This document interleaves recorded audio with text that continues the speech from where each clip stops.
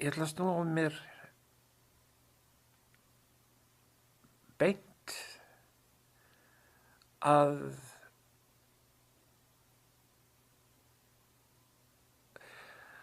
framhaldsnámi mínu. Eftir að hafa unnið hér heima í 2 vetur og safnað peningum og undirbúið mig enn frekar fyrir inntökupróf, sótti ég 3 skóla. Ég sótti Juilliard, Eastman School of Music og tónlistarháskólann í Bloomington, í Indiana. Þetta þóttu stærstu og flottustu skólar Bandaríkjanna í þá daga. Og það skrýtna var að ég fekk inngöngu í þá alla. Og nú var góð ráð dýr.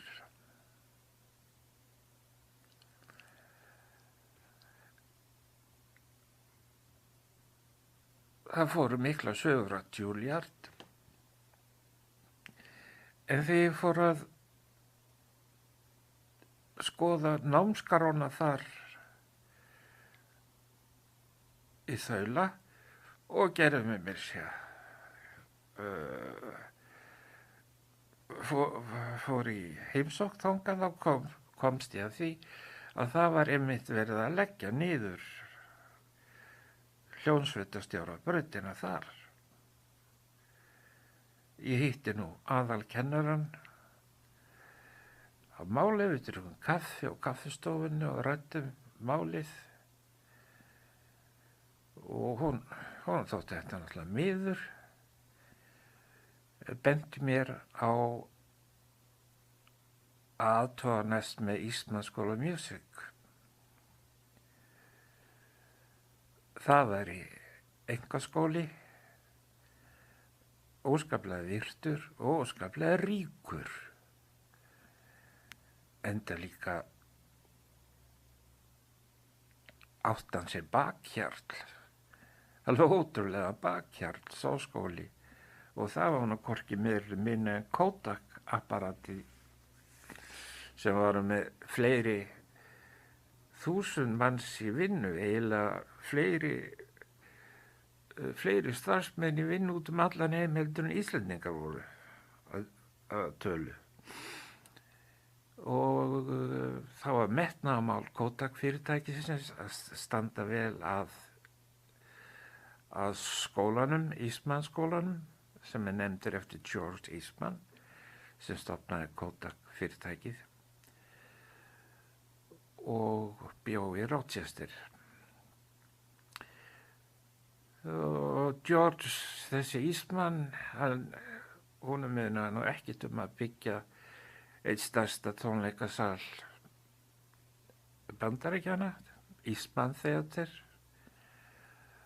og bæta svo við þar Eastman School of Music og í þokkabót stærsta tónlistarbókasafni í heimi. Sibley Music Library. Svo ég skrifaði Eastman og þáði boðið, enda líka fylgdi því fullur námstyrkur og veitti nú ekki af að því að ekki var nú mikið námslán í þá daga. Svo eitthvað hafa kennari mínir og meðmælendur sagt fallegt mig í eyru þeirra í Eastman. En þeir sem skrifuðu mér meðmælabréf voru Jón Nordal, Þorkell Sigurbjörnsson, Atli Emil Sveinsson og Dr. Róbert Abraham Ottosson. Auk þess sem að ég sendi upptöku af píanóleik mínum sem var tekin upp í stúdíói hér á Íslandi og einhver svona drög á tónverkum sem ég hafi skrifað undir handleiðslu Þorkels Sigurbjörnssonar. Og þetta gekk allt eftir og ég hóf nám í Ísmann haustið 1973.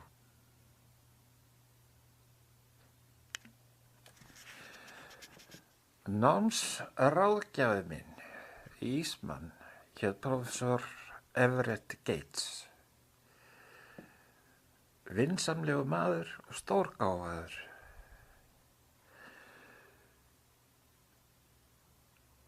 Við áttum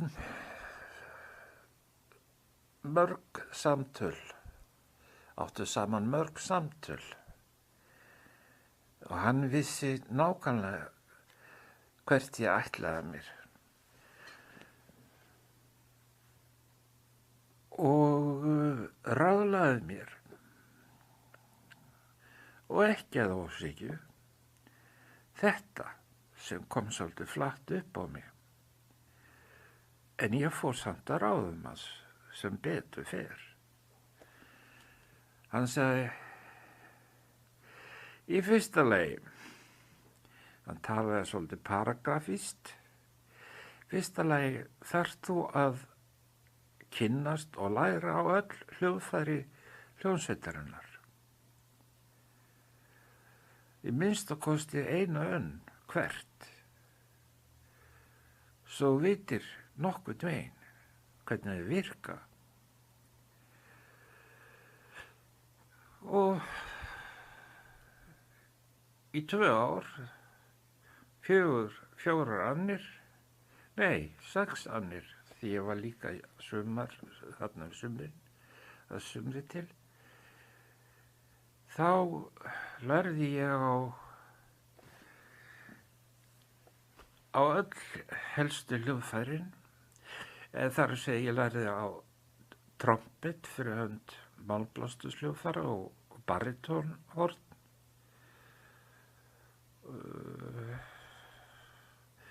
Ég var nú búin að læra óbó hérna heima hjá Kristjáni Stephensen, svo þurfti nú ekki að eiga við neitt við það.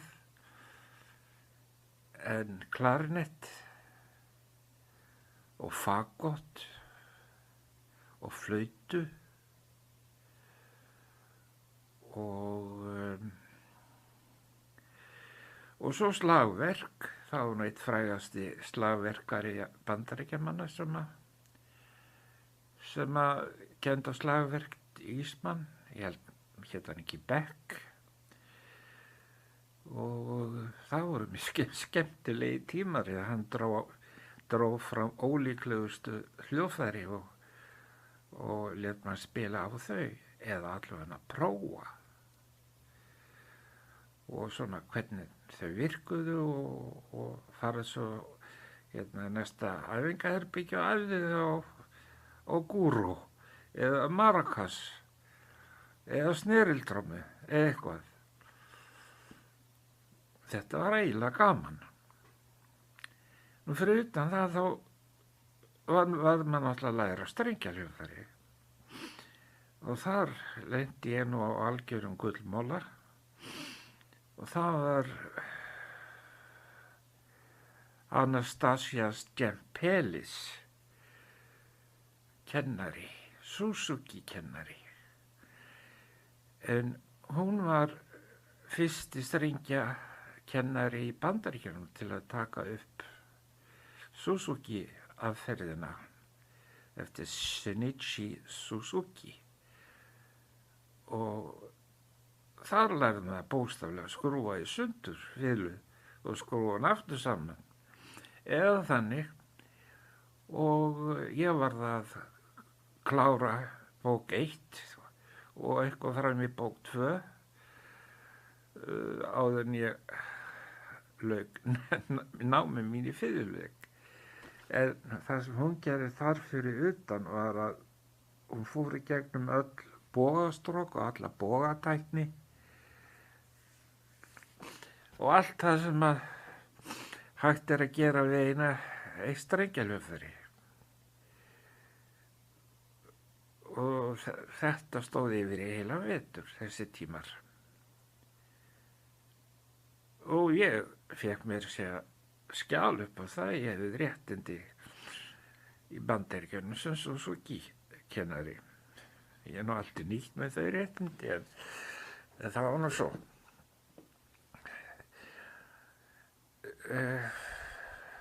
Nú fyrir þetta var ég náttúrulega að halda áfram að læra á píanó, spila píanó og verkin eru alltaf stærri og stærri.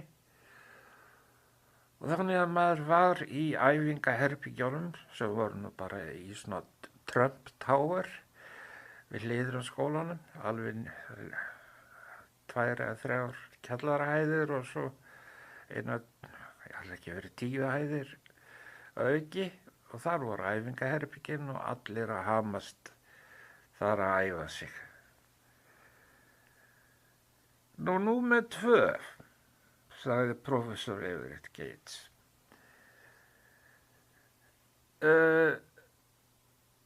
Þarf þú að sækja tíma í analýsu, tónfræði, hljómfræði og svo framvegis á hverjum einasta morgni.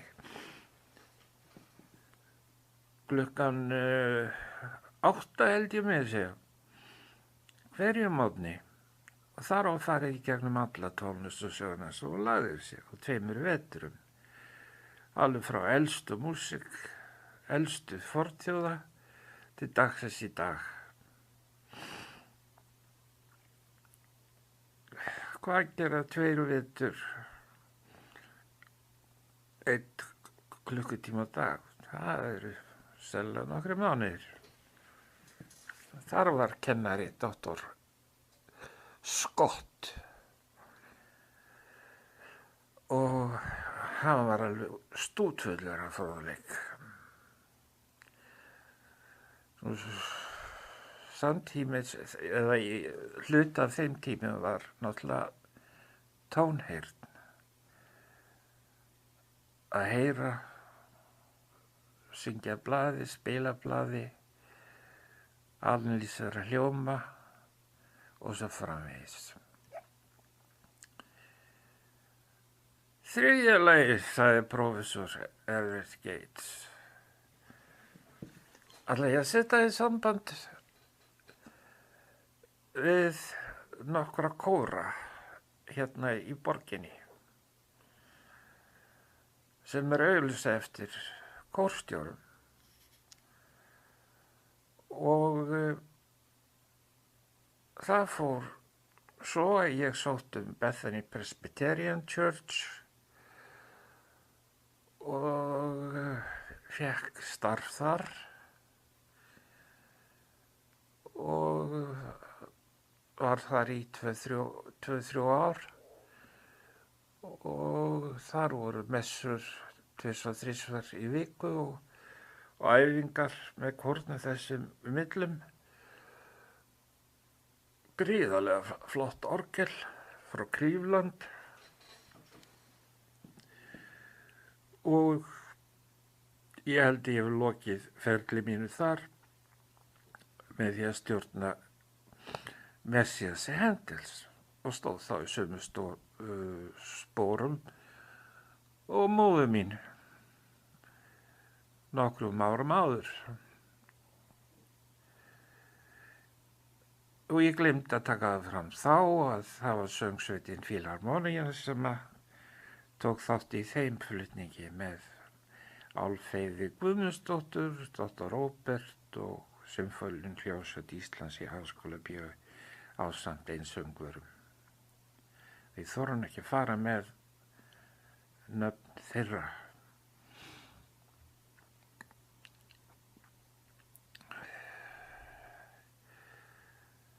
Í 4. lagi, þú átti að setja allar æfingar. Já, nei, fyrirgefi, ég er ennþá í 3. laginu. Rochester Institute of Technology, Tækniháskóli Rochester, var gríðarlegt bákn.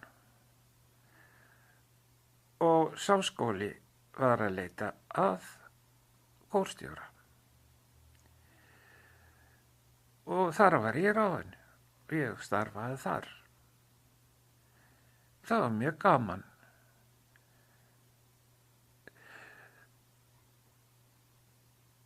Það er ekkert meira en það að segja. Og þriðji kórinn var svo, og síðast en ekki síst, Eastman Children Chorus. Professor Gates kom því þannig fyrir að ég var gerður að aðstofamanni, aðstofastjórnanda þess kórs frá fyrsta degi. Og hápunktur fyrir míns að stjórna þessum barnakór sem var alltaf ekki 60 krakkar í honum, var þegar við frumfluttum TD fyrir 2 hörpur á barnakór eftir Þorkell Sigurbjörnsson sem að bjó þá í næsta nágrenni sem var gistiprofessor í Buffalo, New York, og það var nú stutt á milli okkar þá. Og hann samt þetta verk og við fluttum það og krakkarnir sungu það bara íslensku, takk fyrir. Og það var þannig vali í þennan kór. Það var í þessari milljónaborg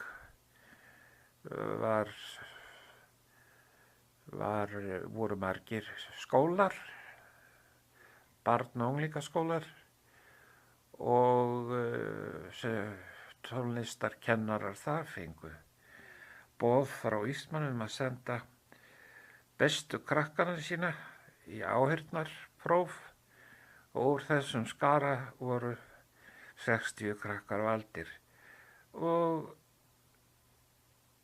lágu við að þessi kór væri eins góður og stúlnakór Hlíðaskólans sem ég stjórnaði í 2 ár áður en ég fór til náms í Bandaríkjunum.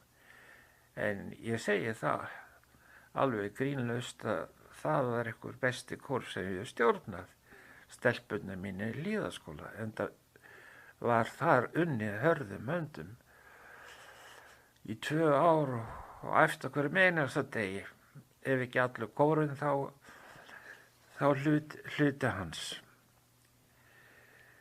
Og þetta var allt fyrir velvild skólastjórans Ásgeirs Guðmundssonar, þess mætamanns. Lokatólningar þess kórs fólst í því að syngja Stabat Mater eftir Pergolesi með einsöngurum. Það var Svala Níelsen og Sólveig Björlín og ásamt strengjasveit úr Sinfóníuhljómsveit Íslands. Og Egill Friðleifsson sem hefði nú verið leiðbeinandi minn í þeim fræðum í Öldutúnsskóla sagði mig á eftir, og ég skammast mér ekki fyrir að segja það, hann sagði þessi kórinn Guðmundur er orðinn hættulega góður og þakkaði mér innilega og óskaði mér til hamingju með hennar kór. En svo fluttist hann bara en masse 300-500 metra í austur og sameinaðist Hamrahlíðakórnum að loknu landsprófi. Og þar tók Þorgerður Ingólfsdóttir við stelpunum mín, 30 talsins. Meistari Þorgerður. Professor Gates segir í 4. lagi: nú áttu að sitja hérna í myrkrinu, svo ég gerði í háskólabíó sem unglingur og nemandi í tónlistarskólanum og hlusta á allar æfingar Rochester Philharmonic hérna í salnum okkar sem var nú bara samhliða skólanum, þannig að það var nú ekki langt að fara. Þar var kennari, hljómsveitarstjóri David Zinman og maður hlustaði náttúrulega alltaf með partitúr og svo voru haldnir fundir, ekki kannski eftir hverju einustu æfingu en af og til með David og hann sagði okkur sem að voru þarna í salnum, það var ekki margir vísu, sem voru að paufast í myrkrinu, hvernig gengi og eftir hverju við ættum að taka og hvað væri erfiðast í þessu verki að fást við og af þessu lærði maður reiðin af býsn af David Zinman. Í 5. lagi sagði Everett Gates: þú ætti að sækja að syngja Eastman Choral hjá David. Já, það nafn kemur rétt strax. DeCormey, já. DeCormey, stjórnandi Eastman Choral, var þá stjórnandi New York Choral Society og skrapp norður til Rochester einu sinni í viku og var þar hjá okkur í hálfa vikuna og stjórnaði bæði Eastman Choral og svo háskólakórnum eða tónlistarháskólakórnum. Ég komst inn í Eastman Choral og það voru tómirinn söngvarar sem síðan 24 eða 30 manna kór og söng í honum næsta árin og það var farið í gegnum repertoár sem að var langt að lýsa og alltaf söng þessi kór með Rochester Philharmonic þegar þarna kórs með Debussy og Charles Ives sinfoníur og guð maður vita hvað. Ég man hvað ég var hræddur þegar ég stóð þarna á sviðinu í þessu litla kór og fann til mikillar ábyrgðar og því ég átti að fara að syngja bæði verk eftir Debussy og Charles Ives á fyrstu tónleikunum og ég var eiginlega dauðhræddur. Það var hægara sagt en gert að syngja þau verk.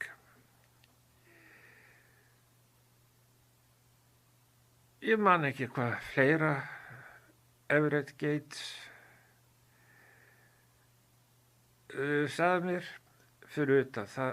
Jú, hann sagði að ég yrði að lesa mig til þau hljóðfæri sem ég var að læra á hverju sinni og skrifa ritgerð hvert og eitt þeirra og afhenda sér til yfirlestrar. Þetta var nú bara slatt í poka. En allt miðaðist þetta einu marki að undirbúa myndi það að stjórna,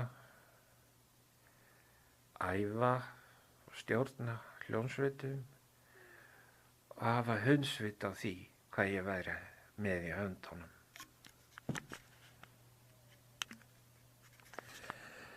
Svo svona gekk þetta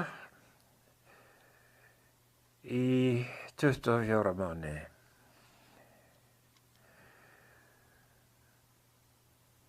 Nei, reynda lengur. Það við útskýra eftir af hverju. En það má segja að þetta hafi náð hámarki þegar mér var falið að stjórna jólatónleikum Eastman School of Music.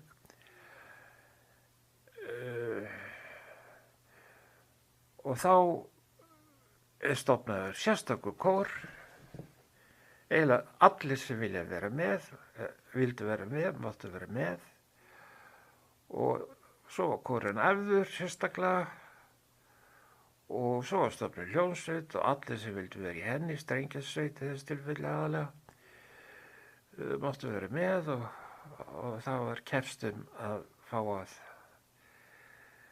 að taka þátt í tónleikunum. Svo voru nokkrar samæfingar og svo var þessu liði öllu stillt upp í stiganum, í aðal inngangi skólans á síðasta kennsludegi fyrir jól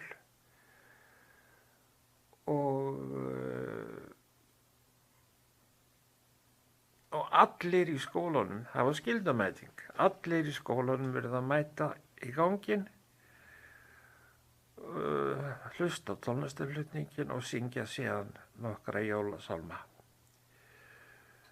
Og þá áttu alla, dyraverði, lyftuverði, ræstingameistara, prófessora og skólastjóra. Og ég valdi verkið Wacht auf, kantötu númer 140 eftir Bach og þar í tveir einsöngarar, baritón og sopran og fiðlu obligato, ef ég maður rétt.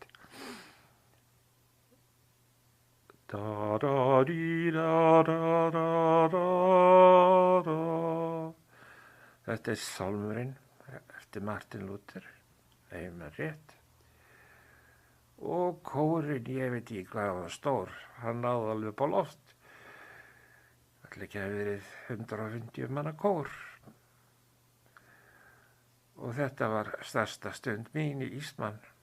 Það voru margir sem sóttu að fá að stjórna þessum tónleikum eins og alltaf.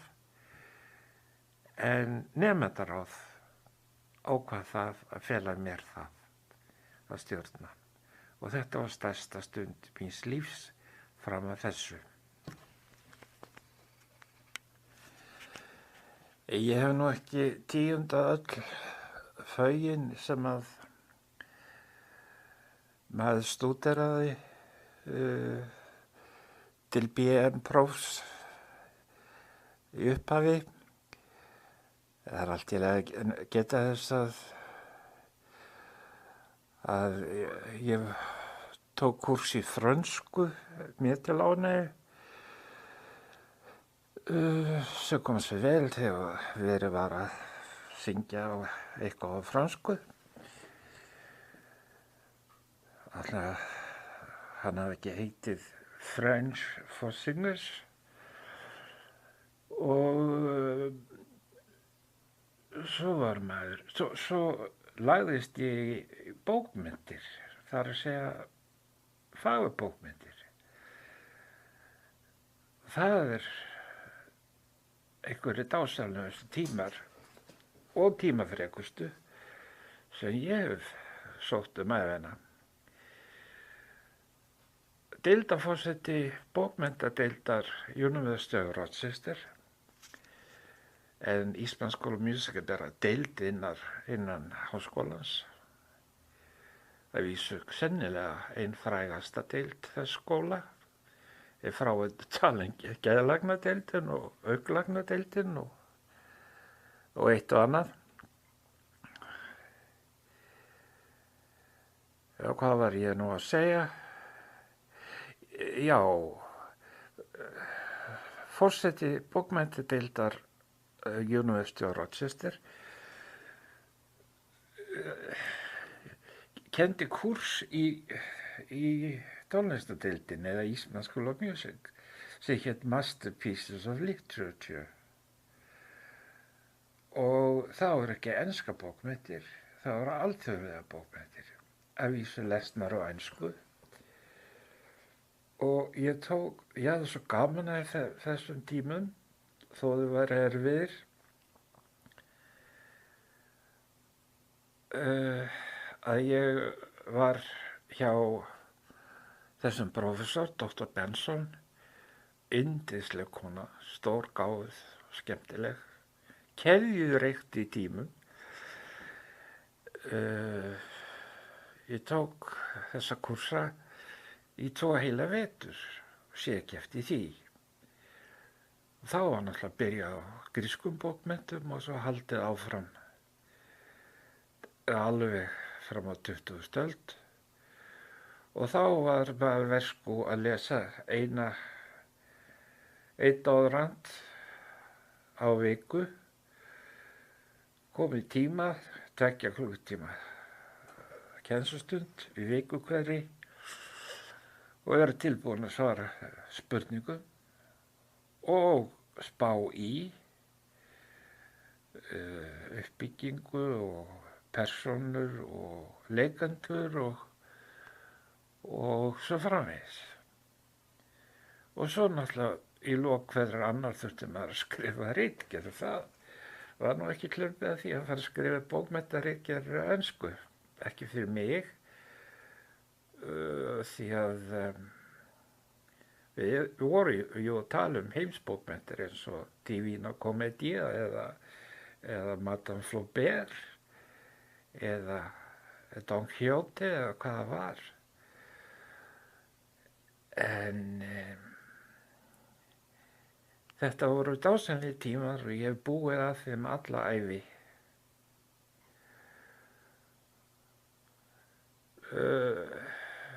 Jæja, ég útskrifaði sem sagt með BM próf eftir 2 ára nám, fyrstu ágætiseinkunn, þó ég segi sjálfur frá, var þar ekki settur að svokallaðan dínlist eða skólastjóralistan yfir þá nemendur sem hefðu sýnt frábæran námsárangur. Á dauðanum mínum átti ég von, en þetta var nú bara svona. Og þá farið til Everett Gates og sagði ég, hvað ger ég nú?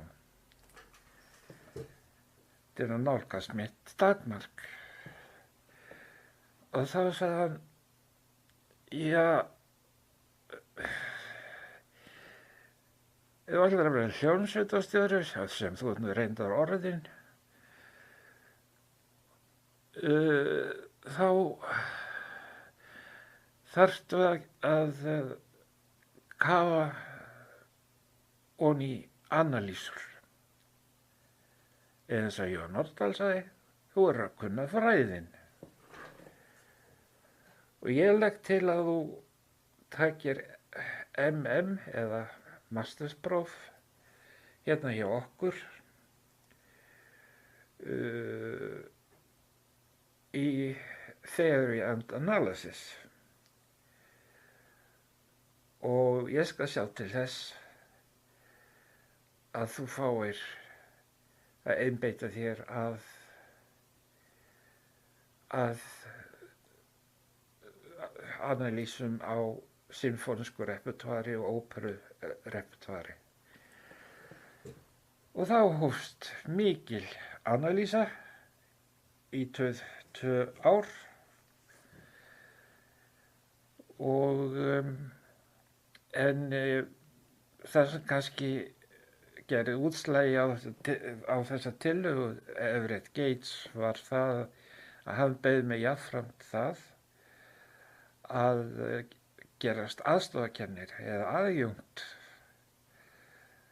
í teóríudeildinni samhliða og gerast aðstofamaður deildarstjórans Roberts Goldins. Það var nú mjög gaman því að við vorum alltaf að tefla.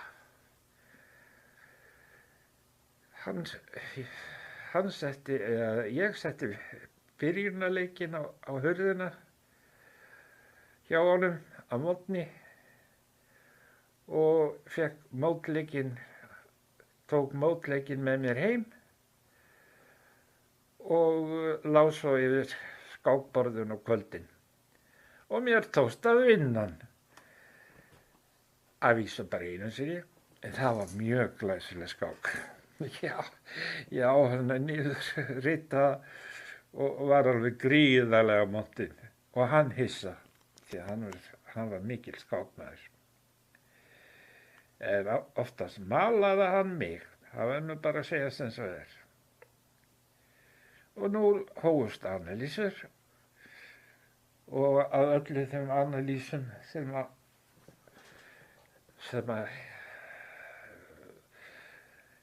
ég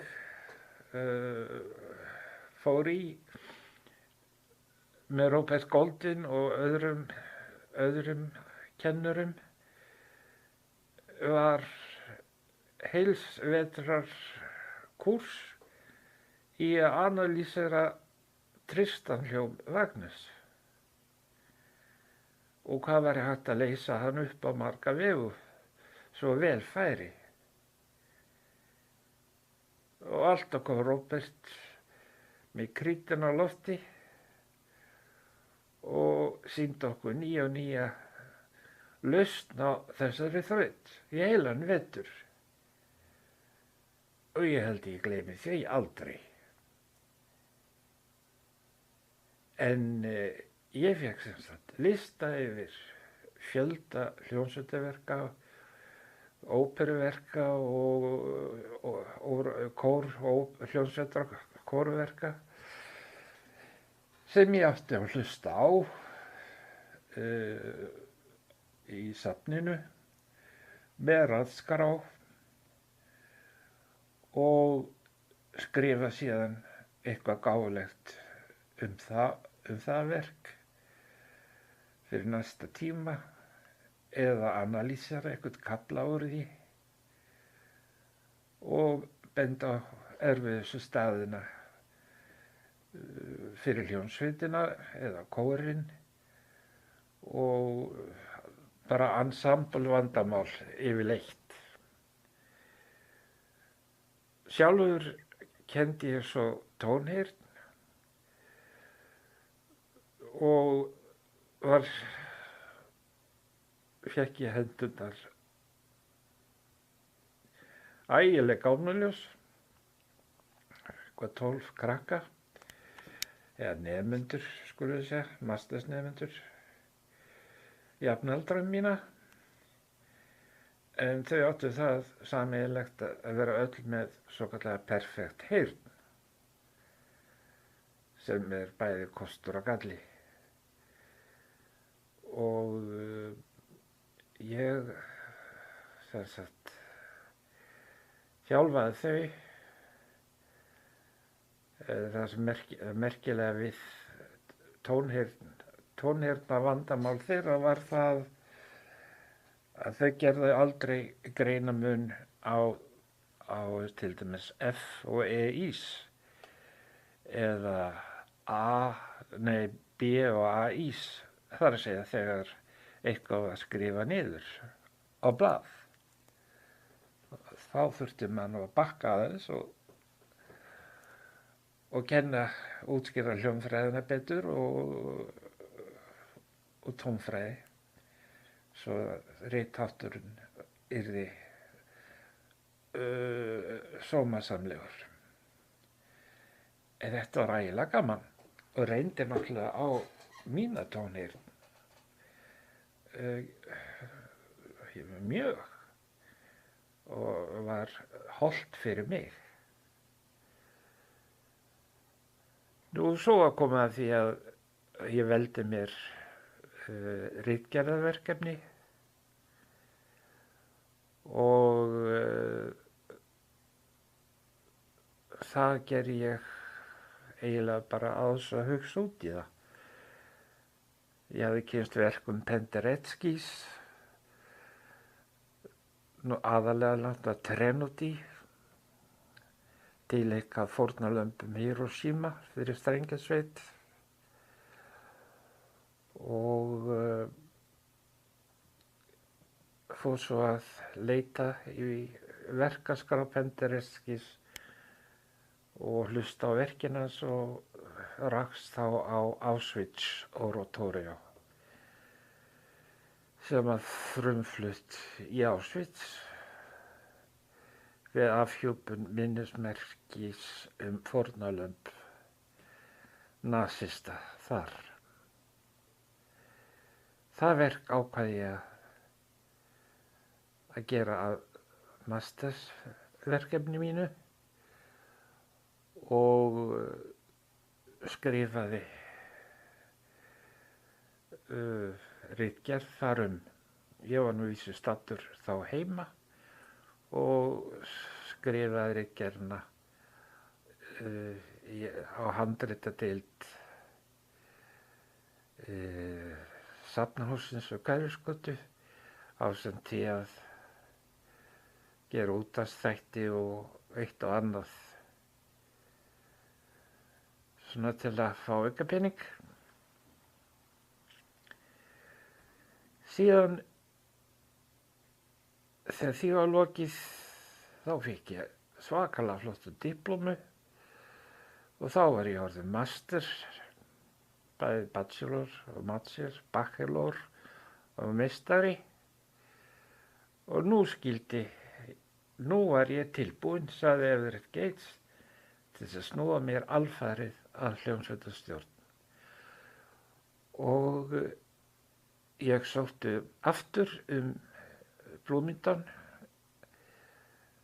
í Indiana sem var þá að því leyti kræsilegu skóli fyrir hljómsveitarstjóra og það var bara tekin inn einn doktorsnema ári í hljómsveitarstjórn og sá fékk eða öllu heldur fékk þann starfa að vera aðstofamaður stjórnendana þar,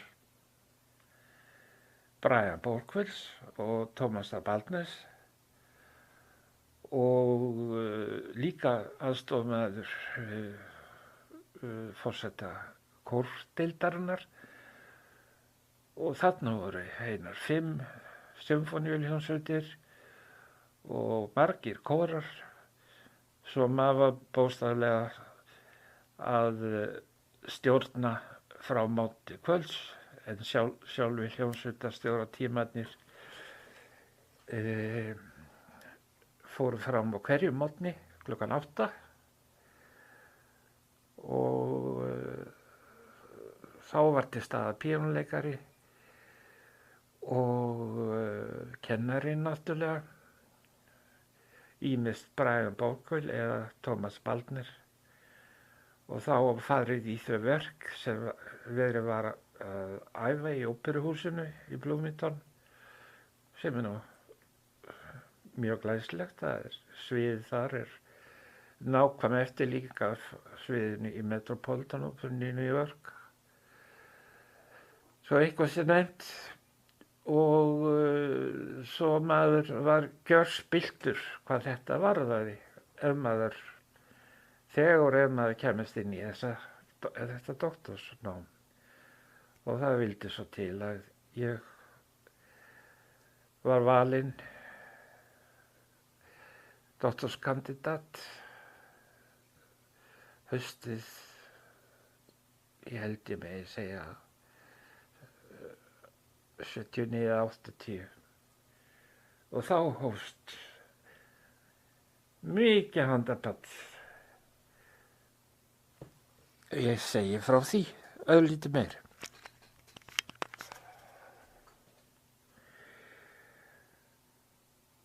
Þessum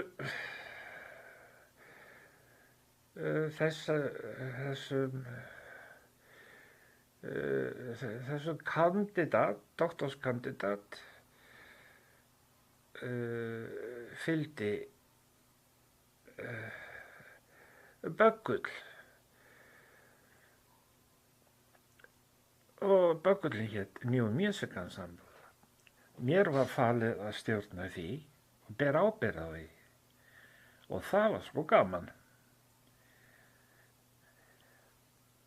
Ég stjórnaði því í 2-3 ár, skipulagði starfið og sáum allar æfingar og þeim tónleikum var öllum útvarpað gjörfull Bandaríkin.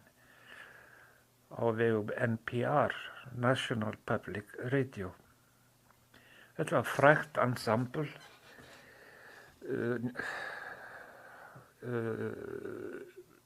og fyrirmynd margara slíkra við aðra skóla í Bandaríkjunum. Og ekki var var mér falið að stjórna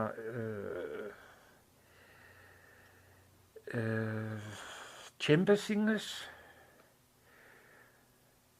sem var einsöngvarakór, lítill einsöngvarakór,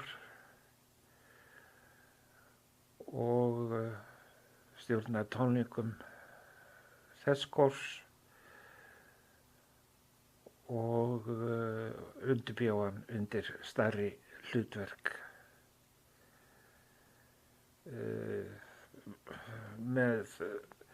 sem vorum flutt með hljónsveit. Og svo var náttúrulega kúrsar samhliða sem ég ætlaði nú ekki að fara 10. en segjum bara alla veru mína í Bloomington tók ég kúrsa í symphonic literature eða symfónísku bókmenntum, í óperubókmenntum og kórbókmenntum. Ég gæti náttúrulega flettist allu upp, en ég lofaði sjálfum mér að gera það ekki þegar ég hóf þetta spjall. Ákvað bara að tala blaðalaust og skjótast yfir feitarkellingar í þessari sögu. Hún er allt og löng til þess að segja hana í smáatriðum, en ég hef staldraði hér og þar. Nú svo að koma að því að velja verkefni. Ég ákvað að mér var bent á það að meistararitgerð mín í Penderecki væri, svo efnileg, skulum við segja, að hún ég þyrfti ekki að gera mikið fyrir hana til þess að hún yrði gjaldgeng til doktorsvarnar. En það var nú ekki alveg svo. Hún held hún hafi verið eitthvað 100 blaðsíður þegar ég lauk við hana í Eastman, en hún var orðin 300 okkar blaðsíður þegar ég skilaði hana af mér og varð hana í Bloomington. En þá var ég líka komið með annan fótinn heim, en fór á sumrin og var á sumrin í Bloomington til þess að ljúka kúrsum sem ég þurfti að taka.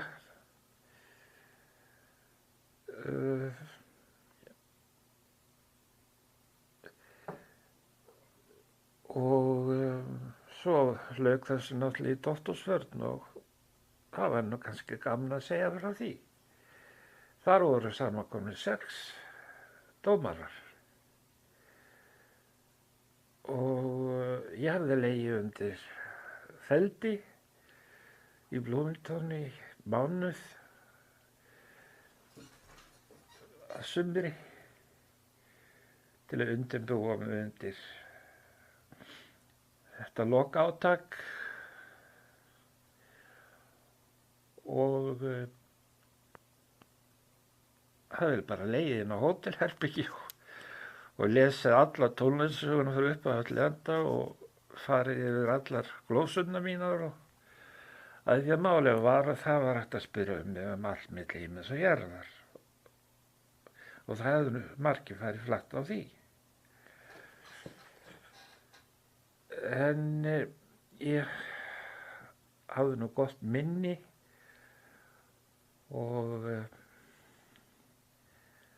treysti á það í vörninni. En undir lok hennar gerist svolítið að Einn prófessorinn rétti mér nótur og segir, hver samdi þetta? Og ég bara stóð alveg á gati. Það hafði aldrei séð þessar nótur áður, aldrei séð þetta handrit og aldrei séð svona nótnaskrift. Og myndi mig óneitanlega svolítið á Penderecki. En þó ekki, ég þekkti öll verk Penderecki svo ég vissi að þetta var ekki eftir hann. Og ég segi þetta gæti verið eftir Pólverja. Já, og hvern? Og það ætlaði aldrei að komast upp úr mér. Eða koma upp úr mér. Þetta verk var samið af Lutoslavski. Það sem að gamli maður og Lutoslavski var að byrja að þreifa sig áfram í fótspor ungamannsins, Pendereckis. Og það var svona ávæningur af, þetta var eitthvað svona bland af Penderecki og Lutoslavski. Ég hefði að geta fallið svona, ef ég ekki álpast til að segja Lutoslavski, en það var hrein ágiskun. En kannski educated guess, skulum við segja. Og svo kom bara í póstinum rauð diplóma það að ég var Doctor of Musical Arts. Það er þá lokið öllu kursum, ritgerð og doktorstólningum, einum þremur, og var bara nokkuð ánægður með mig. Þá hef ég verið hvað? Ja, rúmlega 30 eitthvað ára gamall. Þetta var löng leið, en þetta tókst. Draumurinn var að veruleika. En já, ég vann orrustuna, en framundan var stríðið.